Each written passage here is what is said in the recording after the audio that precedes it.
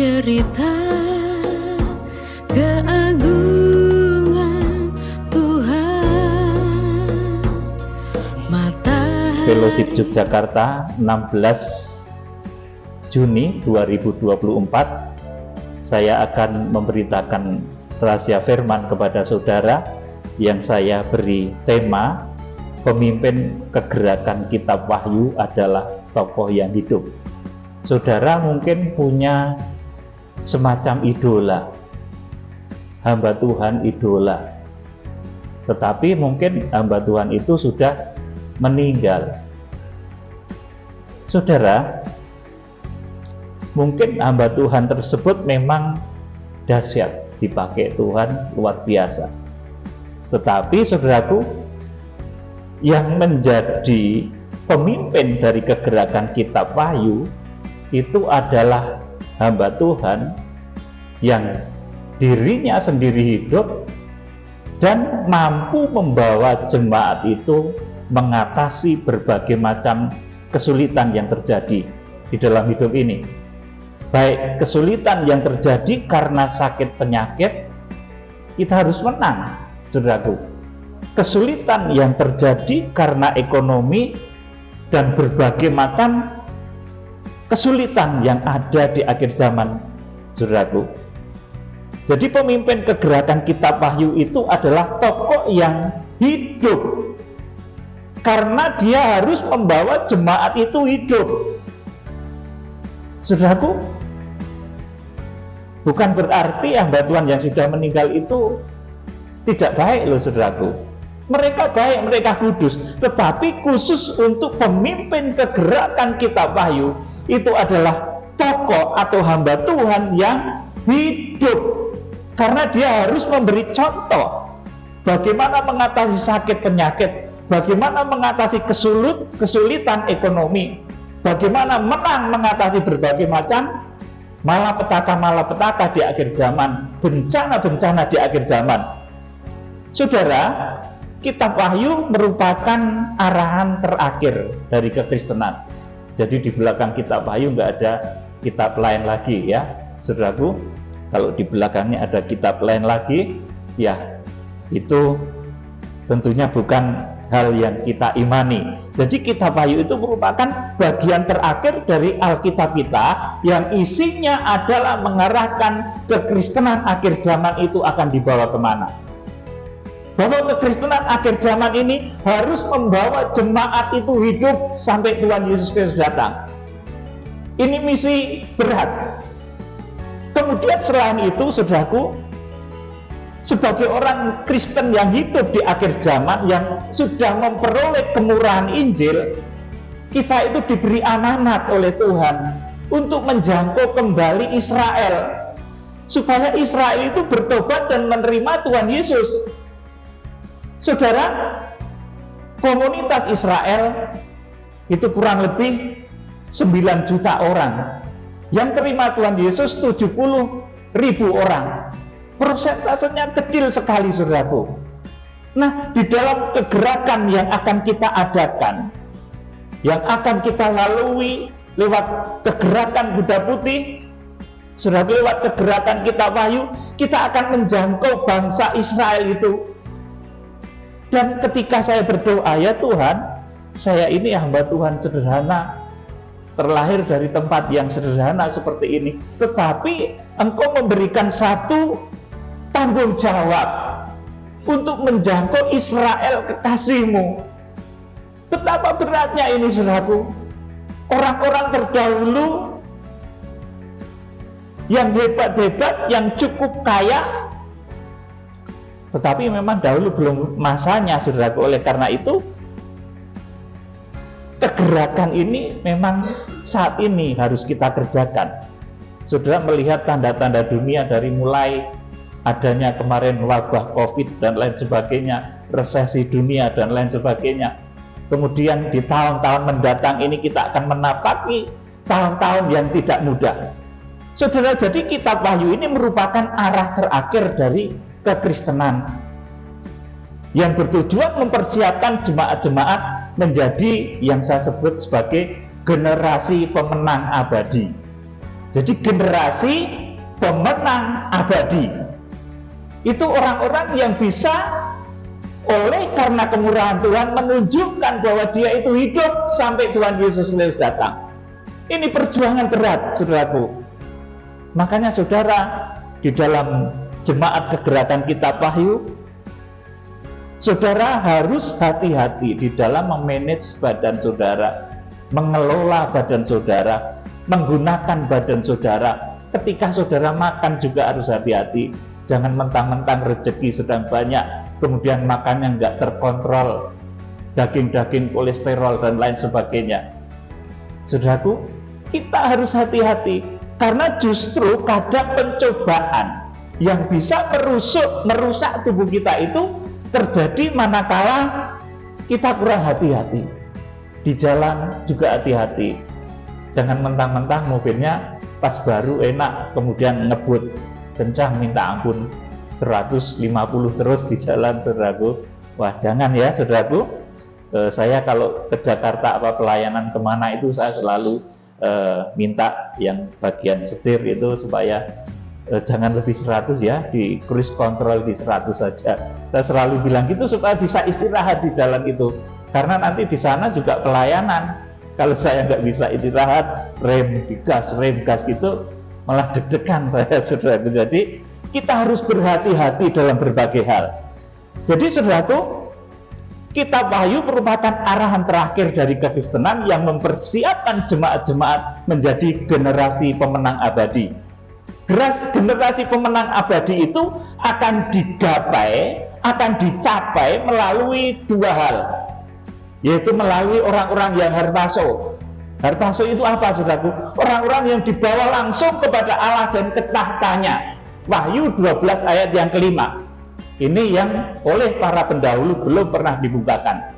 Rahasia Wahyu pasal 12 ayat yang kelima ini. Harpaso yang pertama. Orang-orang sempurna yang dilahirkan gereja Tuhan di akhir zaman, yang kualitas rohaninya mencapai ruang Maha Kudus, itu akan harpaso namanya. Wahyu pasal 12 ayat yang kelima. Kemudian orang-orang Kristen yang rohaninya bagus tetapi tidak mencapai ruang Maha Kudus, itu disebut sebagai pihak perempuan yang akan diungsikan. Bahasa aslinya itu peugo. Kalau diterjemahkan itu artinya lari, hilang, dan lenyap. Jadi dengan dua cara itu Tuhan akan mencetak generasi pemenang abadi. Orang-orang yang tidak mengalami kematian sampai Tuhan Yesus Kristus datang. Saudara, jadi kenapa pemimpin kegerakan Kitab Wahyu itu adalah harus tokoh yang hidup? Supaya, saudaraku, karena mereka harus memimpin supaya manusia itu terhindar dari beberapa hal. Yang pertama, supaya manusia terhindar dari 21 tulah akhir zaman. Jadi di akhir zaman itu tulahnya ada 21. Ya, kalau zaman Musa itu ada 10 tulah, di akhir zaman ada 21 tulah. 7 meterai, 7 sangkakala, dan 7 bokor murka Allah. 7 meterai itu terjadi karena manusia menolak Roh Kudus yang memeteraikan. Kemudian 7 sangkakala itu karena manusia menolak kasih Tuhan Yesus Kristus. Kemudian 7 bokor murka Allah karena manusia menolak kasih Allah Bapa. Jadi yang pertama, munculnya tokoh-tokoh akhir zaman itu diprogram oleh Tuhan supaya mereka membimbing manusia terhindar dari 21 tulah akhir zaman. Kemudian yang kedua, tokoh-tokoh akhir zaman itu juga bertugas untuk menghindarkan jemaat dari bahaya masa antikris.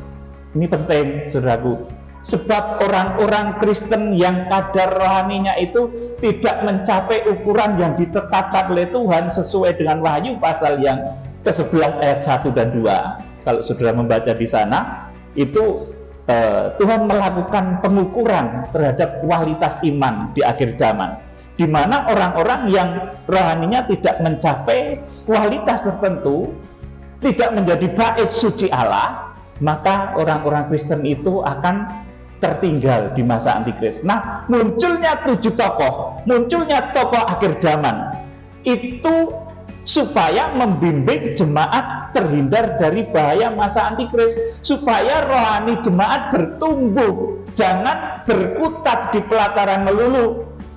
Pelataran itu memang tempatnya paling luas, saudaraku, paling enak, suasana paling nyaman. Makanya ini secara terbuka saya sampaikan, nanti kebanyakan orang Kristen itu sebagian besar memang tertinggal, saudaraku. Sebagian besar, karena kita belajar dari tabernakel, saudaraku, bahwa bagian terluas dari bait suci itu memang adalah pelataran.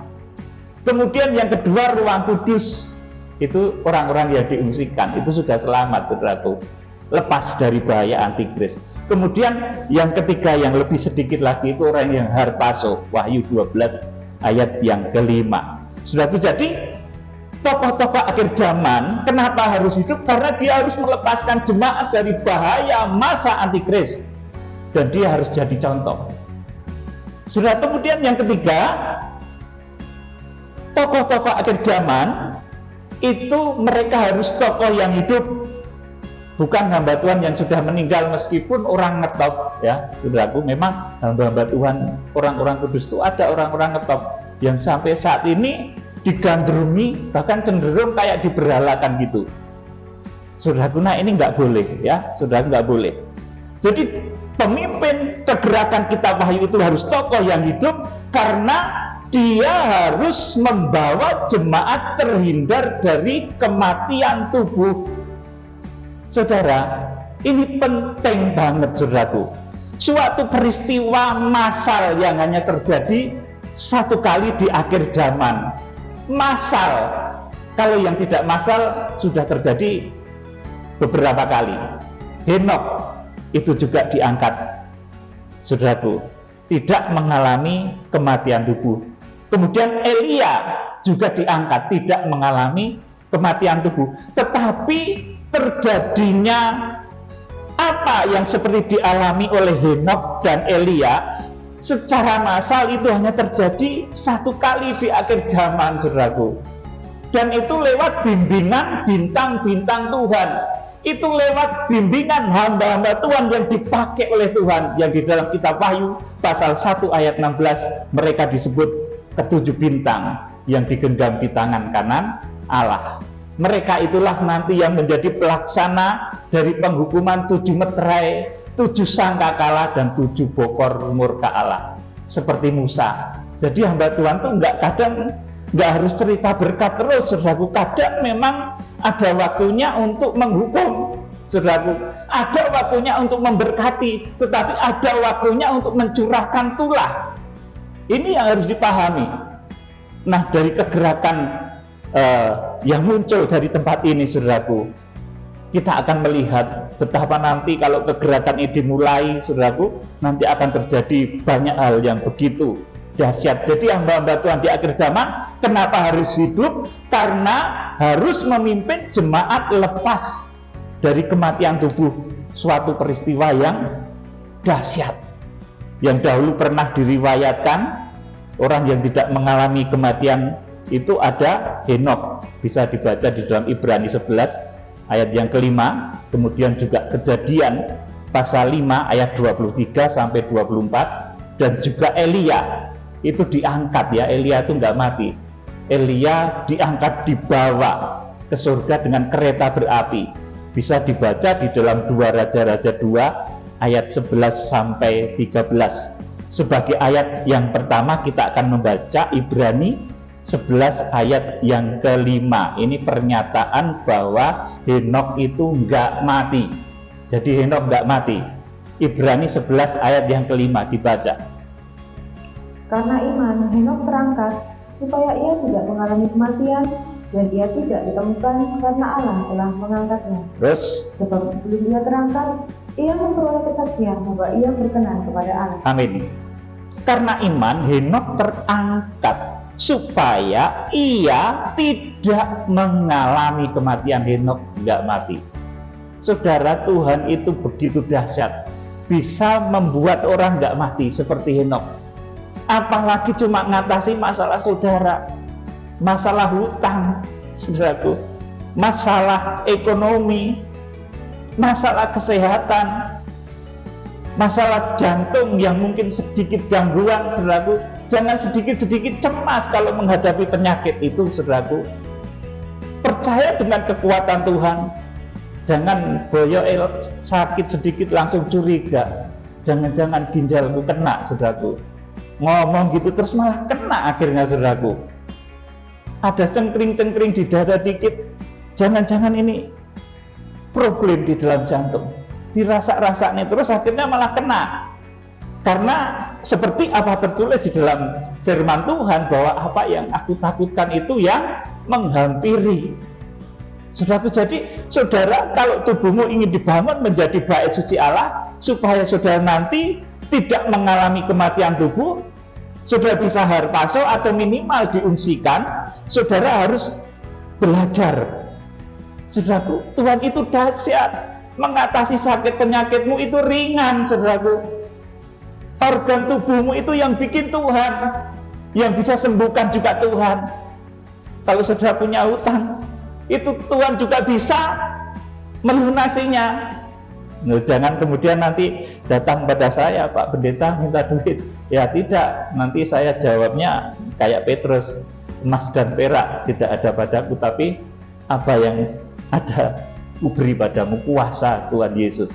Nah, kalau saudara datang kepada hamba Tuhan, saudara untuk meminta yang lahiriah, ya tentunya bukan itu prioritas utamanya. Datang kepada Tuhan itu supaya saudara memperoleh kekuatan Tuhan untuk menyelesaikan masalahmu, untuk menyelesaikan penyakitmu, untuk menyelesaikan berbagai masalah-masalah yang bahkan nggak bisa saudara ceritakan.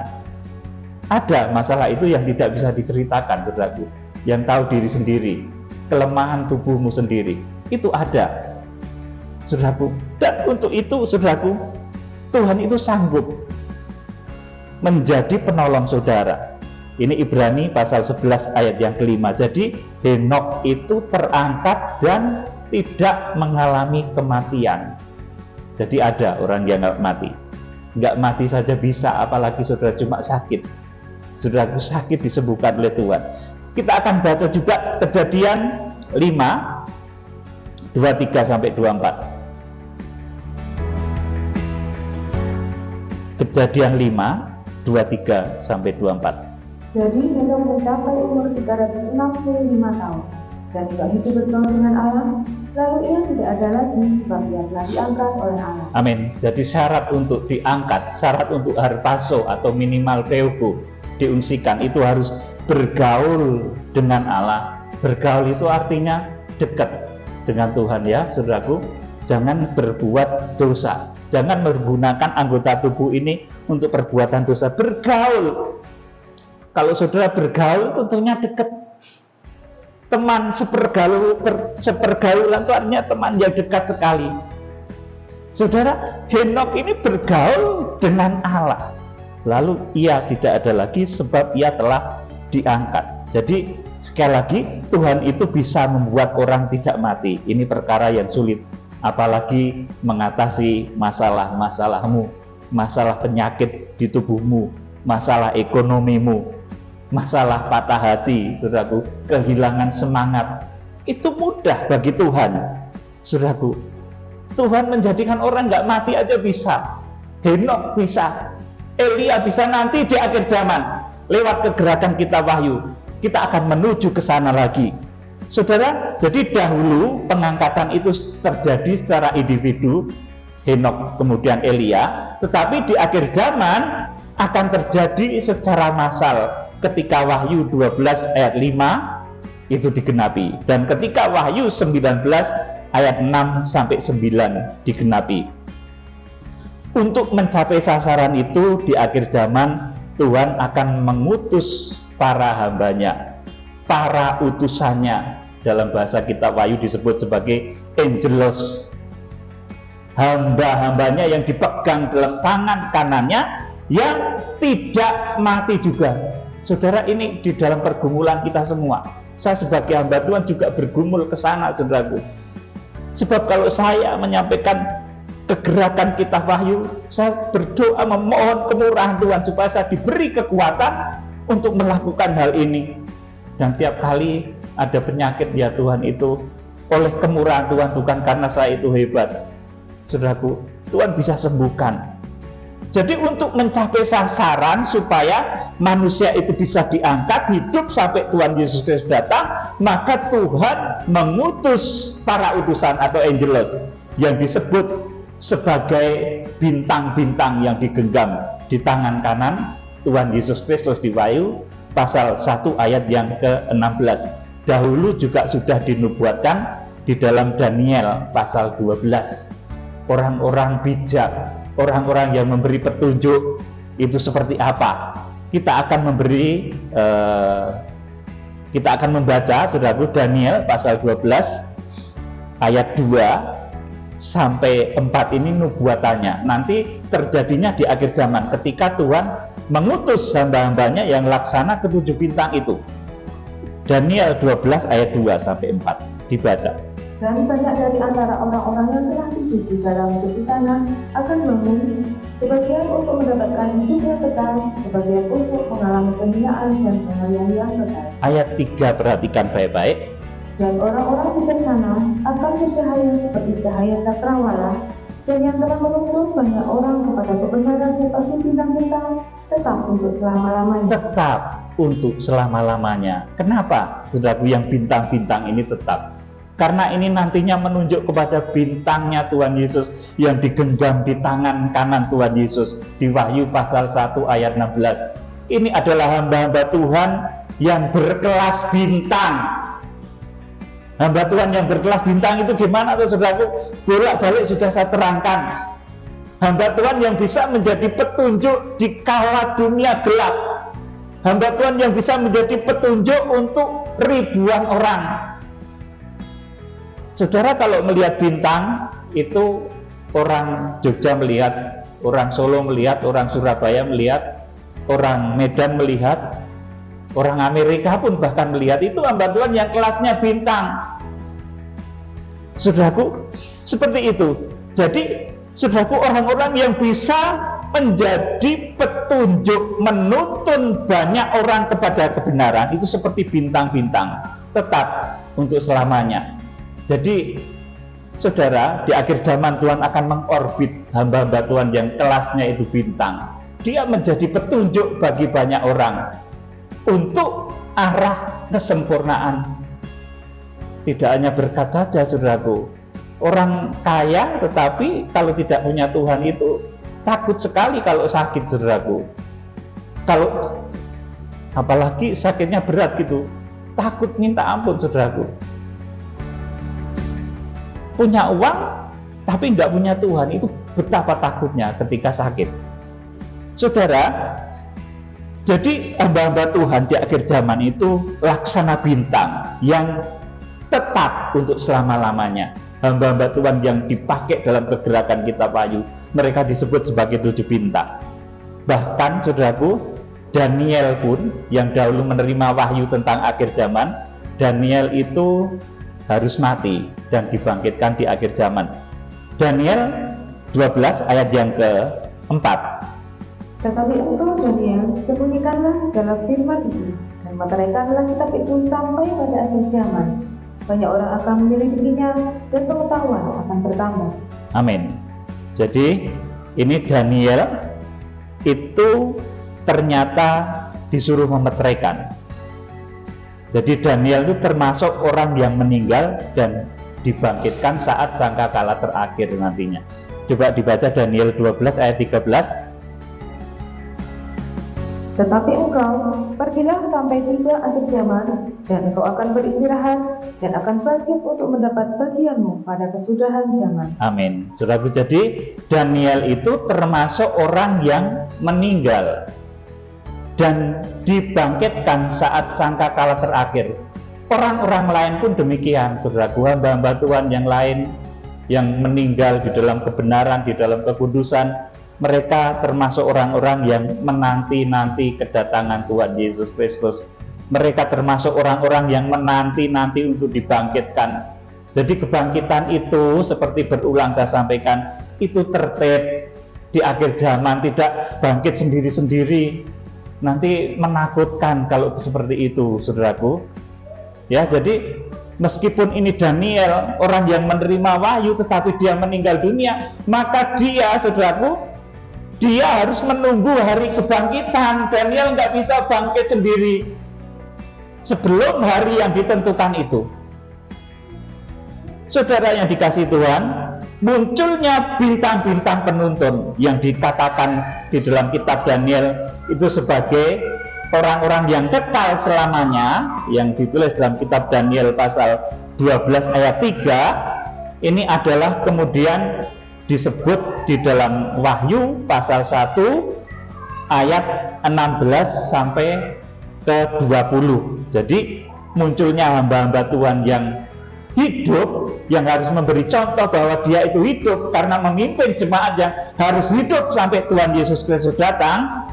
Itu dulu ditulis di dalam kitab Wahyu pasal 1 ayat 16 sampai 20. Kenapa demikian? Karena yang memimpin sebagai pemimpin utama kegerakan kitab Wahyu itu juga Tuhan yang hidup. Nanti kita baca ayatnya. Wahyu pasal 1 ayat 16 sampai 20, dibaca. Wahyu pasal 1 ayat 16 sampai 20. Dan di tangan kanannya ia memegang 7 bintang, dan dari mulutnya keluar sebilah pedang tajam bermata 2, dan wajahnya bersinar-sinar bagaikan matahari yang terik. 17. Ketika aku melihat dia, tersungkurlah aku di depan kakinya, sama seperti orang yang mati. Tetapi ia meletakkan tangan kanannya di atasku lalu berkata, Terus? Jangan takut, aku adalah yang awal dan yang akhir, dan yang hidup. Aku telah mati, namun lihatlah, aku hidup sampai selama-lamanya, dan aku memegang segala kunci maut dan kerajaan maut. Amin. Sampai di sini dulu. Jadi di tangan kanan Tuhan Yesus, imam besar yang memimpin kegerakan kitab Wahyu, pemimpin besar kita itu adalah Tuhan yang hidup. Saudaraku, satu-satunya kebangkitan sulung, Tuhan yang hidup, saudaraku, dan dia di tangan kanannya itu memegang ketujuh bintang. Jadi tangan kanan Tuhan Yesus memegang ketujuh bintang. Kemudian tangan kirinya, kalau saudara membaca ayat yang ke-18, itu tangan kirinya memegang segala kunci maut dan kerajaan maut. Saudaraku, ini dahsyat sekali. Di tangan kanannya 7 bintang, di tangan kirinya kunci maut dan kunci kerajaan maut. Artinya apa tuh, saudaraku? Kalau di dalam Alkitab dikatakan di tangan kanan ada umur panjang, di tangan kiri kekayaan dan kehormatan, saudaraku. Umur panjang, saudaraku, kekekalan, saudaraku. Yang di tangan kanan Tuhan itu ternyata 7 bintang. Kekekalan hidup, saudaraku, yang akan membawa jemaat itu hidup kekal itu ternyata 7 bintang yang digenggam di tangan kanan Tuhan Yesus Kristus. Dibaca selanjutnya ayat yang ke berapa? 18 sampai 20. Dan yang hidup, aku telah mati, namun lihatlah aku hidup sampai selama-lamanya, dan aku memegang segala kunci maut dan kerajaan maut. Terus? Karena itu tuliskanlah apa yang telah kau lihat, baik yang terjadi sekarang maupun yang akan terjadi sesudah ini. 20, Dan perhatikan. segala rahasia ketujuh bintang yang telah kau lihat pada tangan kananku dan ketujuh kaki dian emas itu. Ketujuh bintang itu ialah malaikat ketujuh jemaat, dan ketujuh kaki dian itu ialah ketujuh jemaat. Amin. Jadi rahasia ketujuh bintang itu adalah dan rahasia ketujuh bintang yang telah kau lihat pada tangan kananku, ketujuh dan ketujuh kaki dian emas itu, ketujuh bintang itu ialah ketujuh malaikat jemaat, dan ketujuh kaki dian itu ialah ketujuh jemaat. Saudara, ini yang menjadi pelaksana dari kegerakan kitab Wahyu, hamba-hamba Tuhan yang berkelas bintang. Saudara, kelasnya itu bintang. Kalau tentara saja, kalau pangkatnya itu bintang, itu tinggi, saudaraku. Bukan kelas melati lagi ini, saudara. Kelasnya itu bintang. Saudara yang dikasihi Tuhan, Jadi rahasia ketujuh bintang yang telah kau lihat pada tangan kananku dan ketujuh kaki dian emas itu, ketujuh bintang itu ialah malaikat ketujuh jemaat dan ketujuh kaki dian itu ialah ketujuh jemaat. Ketujuh tokoh yang diorbit Tuhan ini, yang akan diorbit Tuhan, yang nanti akan melakukan kegerakan kitab Wahyu. Yang pertama dikerjakan tuh penyucian dan pendamaian. Itu yang mengerjakan tujuh bintang, saudaraku. Yang mengerjakan nanti hamba-hamba Tuhan yang berkelas bintang ini.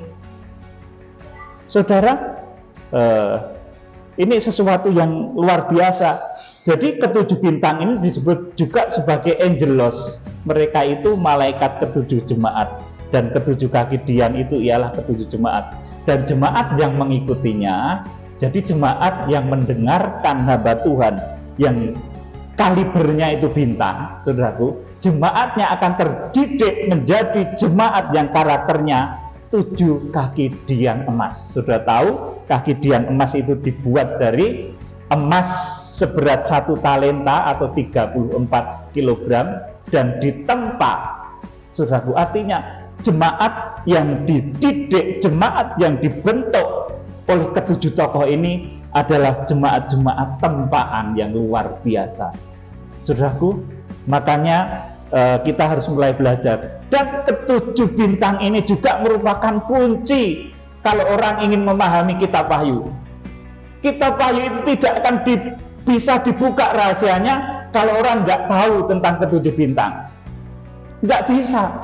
Nanti 7 meterai, 7 sangkakala, 7 bokor murka Allah itu yang menjadi pelaksananya atau eksekutornya adalah 7 bintang ini, adalah 7 hamba Tuhan ini, adalah hamba-hamba Tuhan yang hidup ini, yang membawa jemaat hidup sampai Tuhan Yesus Kristus datang. Saudara, makanya mujizat-mujizat besar nanti akan terjadi. Saudara, dengan dipimpin oleh Tuhan Yesus yang hidup kekal, yang memegang ketujuh bintang di tangan kanannya dan kunci maut dan kerajaan maut di tangan kirinya. Kehadiran tokoh-tokoh ini jangan dikira kemudian Elia yang turun lagi, saudaraku. Kemudian orang mengharapkan nanti itu akan Elia turun lagi sebelum hari Tuhan. Melainkan orang itu adalah manusia, hamba Tuhan yang ada di zaman ini. 7 bintang itu manusia yang ada di zaman ini, hamba Tuhan yang ada di zaman ini. 2 saksi surgawi pun itu juga adalah hamba Tuhan yang ada di zaman ini. Bukan nanti Elia dan Musa itu turun lagi. Saudaraku, tidak, saudaraku. Jadi kehadiran tokoh-tokoh yang disebut 7 bintang ini jangan dikira itu Elia yang turun lagi, melainkan mereka itu hamba-hamba Tuhan pada zaman ini. Mereka ada di tengah-tengah kita dan sebagai hamba Tuhan yang hidup, yang kadang tidak dianggap atau dipandang rendah, saudaraku. Seperti Yohanes Pembaptis itu disebut pula sebagai Elia yang datang mempersiapkan jalan bagi Tuhan. Di akhir zaman juga, saudaraku, hamba-hamba Tuhan ini merupakan kehadirannya itu seperti kehadiran Yohanes Pembaptis yang disangka itu oleh orang banyak waktu itu nanti Elia itu akan datang lagi, begitu, saudaraku. Tapi enggak, ternyata yang dimaksud Elia yang akan datang itu Yohanes Pembaptis. Nah, hamba-hamba Tuhan yang disebut 7 bintang itu juga nanti bukan hamba Tuhan yang turun dari langit lagi, itu enggak, saudaraku. Tetapi Tuhan memakai manusia yang hidup saat ini, pada zaman ini, untuk melakukan kehendaknya di akhir zaman. Seperti Yohanes Pembaptis itu disebut pula sebagai Elia, padahal bukan, saudaraku.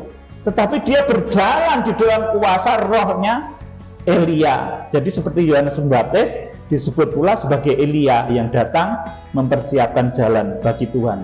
Matius pasal 11, yuk dibaca. Matius 11 ayat 10 sampai 15 dibaca. Matius 11 ayat 10 sampai 15. Karena tentang dia ada tertulis, lihatlah, aku menyuruh utusanku mendahului engkau, ia akan mempersiapkan jalanmu di hadapanmu. Amin. Ini tugas ketujuh bintang itu mempersiapkan kedatangan Tuhan, saudaraku. Dia berjalan di dalam kuasa Elia. Dia bukan Elia. Mereka hamba-hamba Tuhan yang ada di zaman ini yang berjalan di dalam kuasa Musa, kuasa Elia, kuasa Henokh. Ya, dibaca terus. Aku berkata kepadamu, sesungguhnya di antara mereka yang dilahirkan oleh perempuan tidak pernah tampil seorang yang lebih besar daripada Yohanes Pembaptis, namun yang terkecil dalam kerajaan surga lebih besar daripadanya. 12. Sejak tampilnya Yohanes Pembaptis hingga sekarang, kerajaan surga diserong dan orang yang menyerongnya mencoba menguasainya. Terus, Sebab semua nabi dan kitab Taurat bernubuat hingga tampilnya Yohanes. Dan jika kamu mau menerimanya, ialah Elia yang akan datang itu. Siapa bertelinga, hendaklah ia mendengar. amin. Saudaraku, jadi di sini kerajaan surga itu akan diserong, ya. Sejak tampilnya Yohanes Pembaptis hingga sekarang, kerajaan surga itu diserong. Dan orang yang menyerongnya mencoba menguasainya. Sebab semua nabi dan kitab Taurat bernubuat hingga tampilnya Yohanes. Dan jika kamu menerimanya, ialah Elia yang datang itu. Jadi orang yang menyerong itu, saudaraku, itu mengatakan Elia ya Elia. Tetapi Tuhan Yesus justru katakan Elia yang akan turun itu, Elia yang akan datang itu loh orangnya Yohanes Pembaptis itu.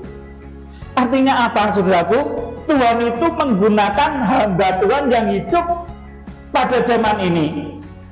Bukan hamba Tuhan meskipun dahsyat idola saudara masa lalu terus turun lagi, itu tidak, saudaraku. Tetapi Tuhan menggunakan hamba Tuhan yang hidup di zaman ini untuk melakukan pekerjaannya. Di dalam kuasa Elia, di dalam kuasa Musa, di dalam kuasa seperti Henokh. Tidak kemudian nanti Elia itu turun lagi gitu, enggak, saudaraku. Tetapi Tuhan itu memakai hamba Tuhan yang ada. Tuhan enggak kekurangan sumber daya, saudaraku. Di dalam kegerakan kitab Wahyu pun seperti itu.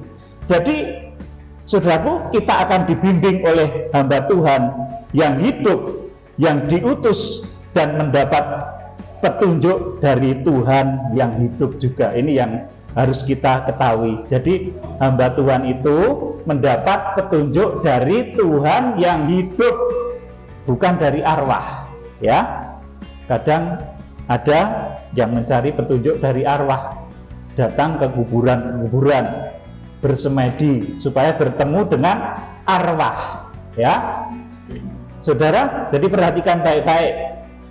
Jangan mencari petunjuk kepada arwah, sebab itu kekejian bagi Tuhan. Kalau dulu waktu saya kecil, ya, saya kan nggak tahu, ya, saudaraku, saya sering diajak oleh kakek saya menurut paham yang dianut waktu itu. Kalau saya ke kuburan tuh, kuburan kakek-kakek saya kan konon orang-orang sakti juga, saudaraku. Saya diminta untuk meminta apa yang menjadi cita-cita saya. Le, kowe njaluk pinter. Ya, saya di dekat kuburan itu masih kecil, saya masih SD. Saya akhirnya minta, Mbah Buyut, paringi kula kepinteran, kecerdasan. Nah, meminta kepada orang mati itu sebetulnya nggak boleh. Tapi itu saya lakukan di dalam kebodohan saya waktu saya kecil. Kalau sekarang meminta petunjuk kepada arwah, ya nggak benar, saudaraku. Sudah ngerti Tuhan Yesus, malah minta petunjuk pada arwah. Sudah datang ke makam kakek saudara, ya nenekku yang sudah meninggal, berikan kepadaku sesuatu. Enggak betul begitu, saudaraku. Jadi hamba Tuhan itu yang akan membimbing kita kepada kesempurnaan, kepada hidup, itu adalah hamba Tuhan yang diutus dan mendapat petunjuk dari Tuhan. Nah, saudara, ini memang sesuatu yang dahsyat, ya. Tapi kalau saudara mimpi tidak apa-apa, saudara mimpi bertemu dengan mbah saudara, dengan opa oma saudara yang sudah meninggal, itu tidak apa-apa mimpi, karena tidak bisa direka-reka, ya. Kadang itu merupakan perlambang juga, tidak apa-apa. Tetapi kalau saudara terang-terangan minta sesuatu kepada arwah, itu tidak boleh. Saudaraku, sudah datang ke tempat-tempat yang sekiranya mungkin kuburan nenek kakek saudara, mbah buyut saudara sudah minta, mbah buyut paringono kula sugih, paringono kula pinter, nggak boleh, saudaraku. Itu perbuatan yang di dalam kitab Nabi Musa dikatakan kekejian bagi Tuhan. Jadi hamba Tuhan yang akan membimbing kita kepada hidup yang kekal itu tidak meminta petunjuk kepada arwah, tetapi kepada Tuhan yang hidup, yang memegang ketujuh bintang, memegang kunci maut dan kerajaan maut. Bukan orang yang minta petunjuk kepada arwah. Saul, saudaraku, ketika kehilangan Roh Kudus, dia tidak lagi meminta petunjuk kepada Tuhan, tetapi dia datang kepada peramal dan minta ditenung, minta didatangkan arwahnya siapa? Samuel. Itu sesuatu yang tidak disenangi oleh Tuhan juga. Jadi saudara ya, saya beri nasihat pada saudara, jangan sampai saudara suka minta petunjuk kepada arwah, meskipun itu arwah nenek moyang saudara. Itu kekejian bagi Tuhan. Apa saudara senang saudaraku didatangi? Misalkan didatang, kalau yang datang itu Tuhan atau Roh Kudus, itu biasanya bilang anakku, hambaku, kekasihku. Tetapi kalau yang datang itu roh yang kurang benar, biasanya bilangnya cucuku, ya, cucuku. Saudaraku, jadi dia merupakan sesuatu yang tidak benar.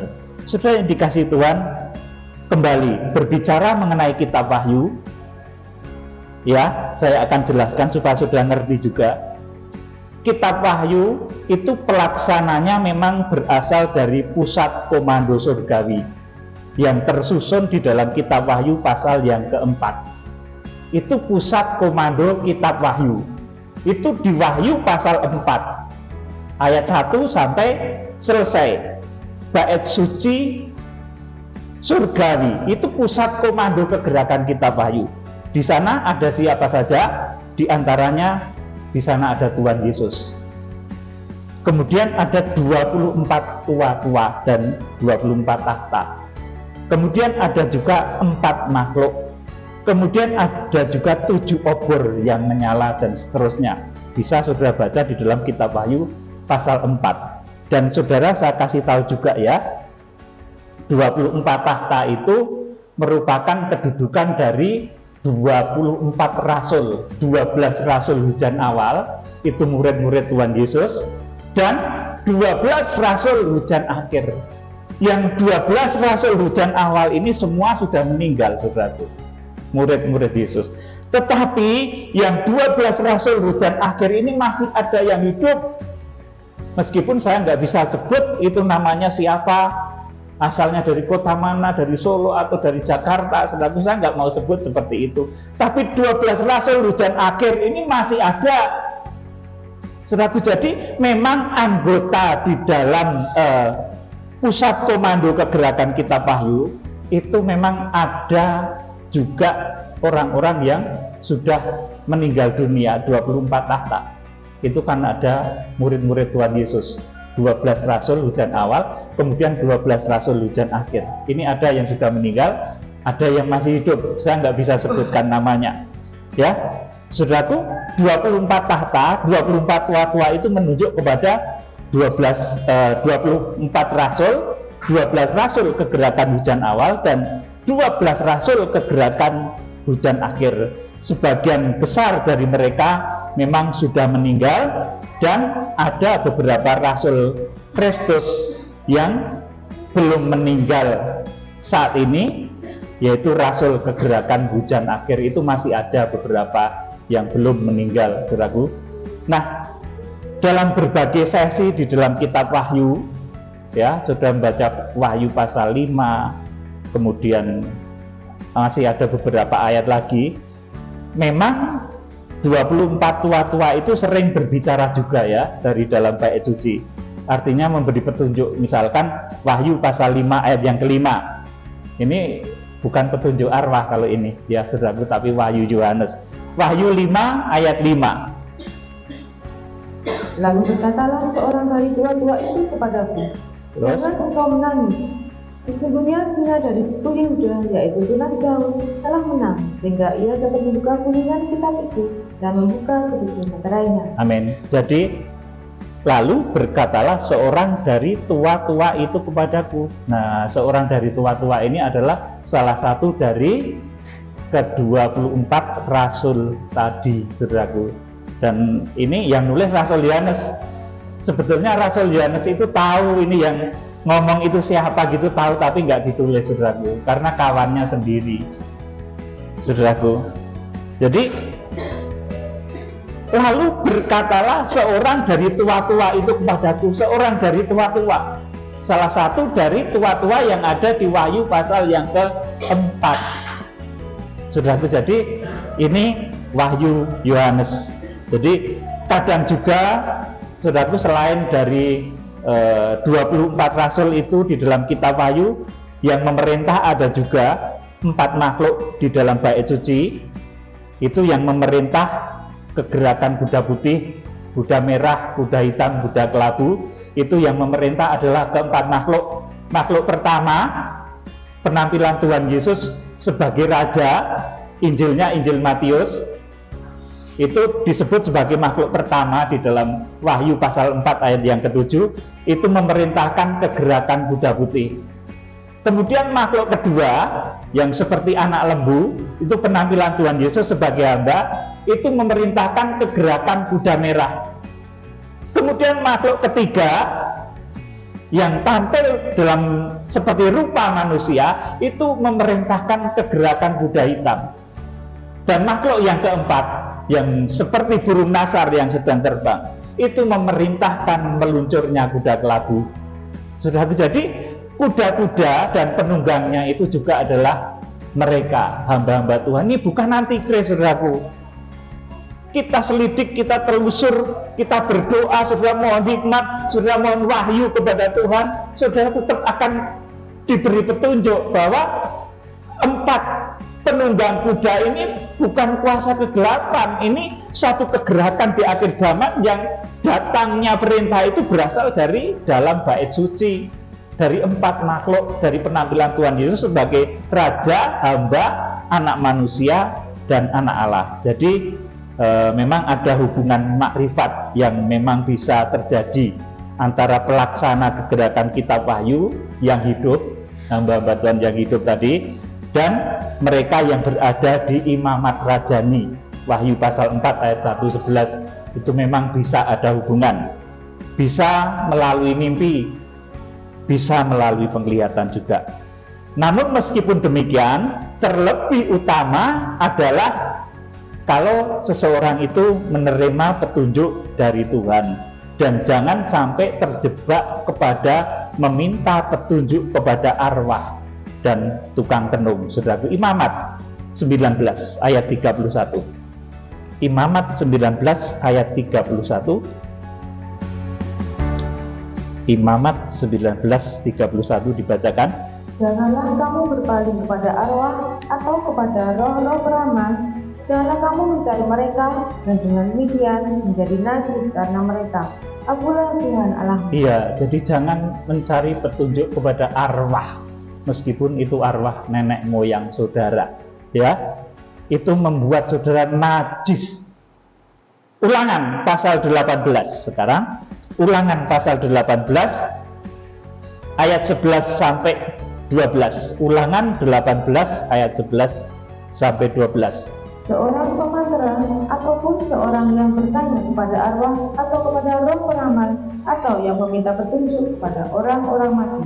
Sebab setiap orang yang melakukan hal-hal ini adalah kekejian bagi Tuhan, dan oleh karena kekejian-kekejian inilah Tuhan Allahmu menghalau mereka dari hadapan. Amin. Jadi seorang pemantra ataupun seorang yang bertanya kepada arwah atau kepada roh peramal atau yang meminta petunjuk kepada orang-orang mati, itu membuat orang itu najis, disingkirkan, dihalau oleh Tuhan. Sebab itulah saudaraku, utusan Tuhan di akhir zaman yang disebut sebagai 7 bintang itu adalah hamba-hamba Tuhan yang erat di dalam genggam tangan kanan Tuhan. Artinya dia mendapat petunjuk dari Tuhan yang hidup, tidak mendapat petunjuk dari arwah. Ya, artinya hamba-hamba Tuhan yang mengutamakan petunjuk Tuhan, lekat di tangan Tuhan, bukan pelayan-pelayan atau orang-orang yang lebih cenderung meminta petunjuk kepada arwah, roh peramal, atau minta petunjuk kepada orang mati. Itu kekejian bagi Tuhan. Ditulis di dalam kitab suci demikian. Mungkin kemudian ada orang yang bertanya, kalau mimpi ketemu orang kudus yang meninggal apa boleh? Ya, kalau mimpi saya katakan itu boleh, tetapi memanggil arwah orang yang meninggal itu yang tidak boleh. Saudaraku, Saul pun, saudaraku, itu menjadi satu yang dibenci oleh Tuhan ketika Saul bertanya kepada arwah, memanggil ahli yang pemanggil arwah itu. Jadi lebih baik bertanya pada Tuhan, ya saudaraku. Jadi ketujuh bintang itu adalah hamba Tuhan yang mendapatkan perintah dari Tuhan. Dia lekat di tangan Tuhan, bukan mendapatkan perintah dari arwah. Arwah mungkin pendeta saudara dahulu, ya, roh pendeta saudara dahulu. Ya, saudara jangan minta ketika saudara di kuburannya dia, itu hamba Tuhan favoritmu mungkin, yang tenar sekali zaman dulu, sudah datang ke kuburannya minta. Keliru, saudaraku. Tidak dikenal oleh Tuhan, loh, saudaraku. Minta tetap pada Tuhan. Raja Daud, Raja Salomo, itu ketika dia berziarah, saudaraku, dia nggak minta pada arwah nenek moyangnya itu, kepada Abraham, Ishak, Yakub, enggak, saudaraku. Tetapi dia malah memuji Tuhan. Maka terciptalah kemudian Mazmur saat berziarah, saudaraku, nyanyian ziarah, saudaraku, saat dia berada di makam leluhurnya, kaum leluhurnya, saudaraku, dia tidak meminta petunjuk pada arwahnya Abraham, Ishak, Yakub, tetapi dia malah menciptakan mazmur, puji-pujian bagi Tuhan. Dia tetap minta petunjuknya pada Tuhan. Ini Daud. Salomo juga beda dengan Saul. Ketika Saul itu putus asa, dia datang ke tukang ramal, saudaraku. Orang itu kalau sedang putus asa, jauh dari Tuhan, maka kemudian dia akan datang cenderung kepada tukang ramal, saudaraku. Sebab, saudaraku, saya beritahu saudara, memanggil arwah itu adalah ciri dari orang yang ditinggalkan Roh Kudus. Perhatikan baik-baik. Memanggil arwah itu adalah ciri dari orang yang ditinggalkan Roh Kudus. Orang yang menjadi bingung mencari petunjuk kemana, kemudian ke kuburan, saudaraku, mencari, memanggil arwah, itu ciri khas dari orang yang sudah ditinggalkan Roh Kudus. Seperti Saul yang sudah kehilangan urapan, Tuhan tidak berbicara lagi padanya, kemudian dia minta petunjuk kepada seorang pemanggil arwah. Ini kekejian bagi Tuhan. Meskipun yang dipanggil itu arwahnya Samuel, ya, saudaraku. Saudara jangan meminta petunjuk kepada mungkin di makam kakek, nenek, opa, oma saudara, di makam mungkin bahkan pendeta-pendeta yang saudara kagumi, saudara minta, Om, saya minta ini, enggak bisa, saudaraku. Itu kekejian, itu adalah tanda dari orang yang ditinggalkan Roh Kudus. Dia akan mencari petunjuk dari arwah. Seperti Saul yang sudah kehilangan urapan. Tidak ada lagi Tuhan berbicara kepadanya. Kemudian dia bingung, akhirnya memanggillah seorang peramal. 1 Samuel 28 ayat 4-7 dibacakan. Ini ayat terakhir, ya, untuk sesi fellowship kali ini. 1 Samuel 28 ayat 4-7. Orang Filistin itu berkumpul lalu bergerak maju dan berkemah dekat Sunam. Saul mengumpulkan seluruh orang Israel, lalu mereka berkemah di Gilboa. Ayat 5. Setelah Saul melihat tentara Filistin itu, maka takutlah ia dan hatinya sangat gemetar. Iya, takut. Orang yang kehilangan urapan itu takut, gemetar menghadapi kenyataan hidup. Kemudian ayat 6, di dalam ketakutannya itu yang dilakukan apa? Orang yang kehilangan Roh Kudus itu seperti ini. Coba ayat 6 dibaca. Dan Saul bertanya kepada Tuhan, tetapi Tuhan tidak menjawab dia. Iya. Dengan mimpi, Tuhan sudah meninggalkan Saul. Saul tidak diberi petunjuk lagi, baik melalui mimpi, terus dengan Urim juga enggak, terus baik dengan perantaraan para nabi.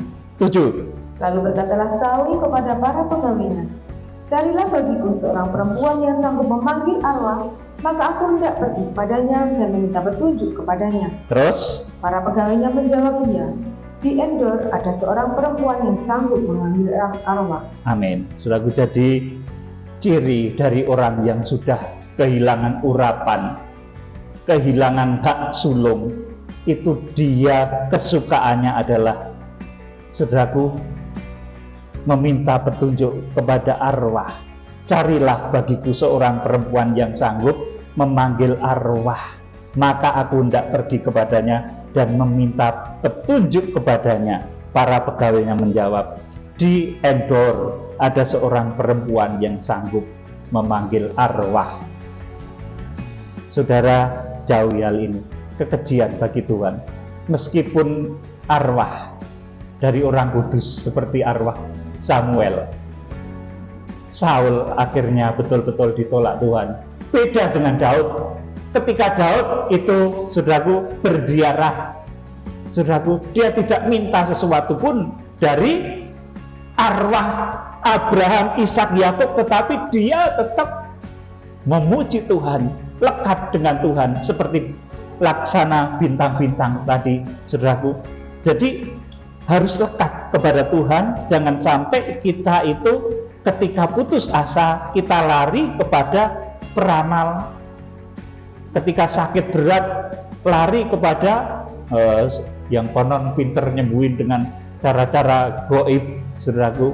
Jangan, saudaraku, jangan lari ke sana. Itu sesuatu kekejian, itu sesuatu ciri dari orang yang kehilangan Roh Kudus. Nah, kalau orang yang di dalamnya ada Roh Kudus, dia akan lekat pada Tuhan. Seperti halnya hamba-hamba Tuhan yang dipakai oleh Tuhan, yang betul-betul kalibernya itu bintang, kelasnya itu bintang. Mereka nggak akan minta petunjuk pada arwah, tetapi mereka akan minta petunjuk kepada Tuhan, di mana Tuhan itu menggenggamnya di tangan kanannya. Tuhan dekat, dia di tangan kanannya, bisa bercakap-cakap, saudaraku. Tetapi orang yang putus asa, orang yang kehilangan urapan, dia akan mencari petunjuk dari arwah.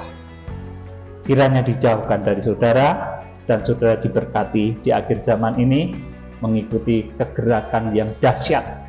Kita akan melakukan penjangkauan terhadap bangsa Israel. Tuhan Yesus Kristus memberkati. Kita akan memuji Tuhan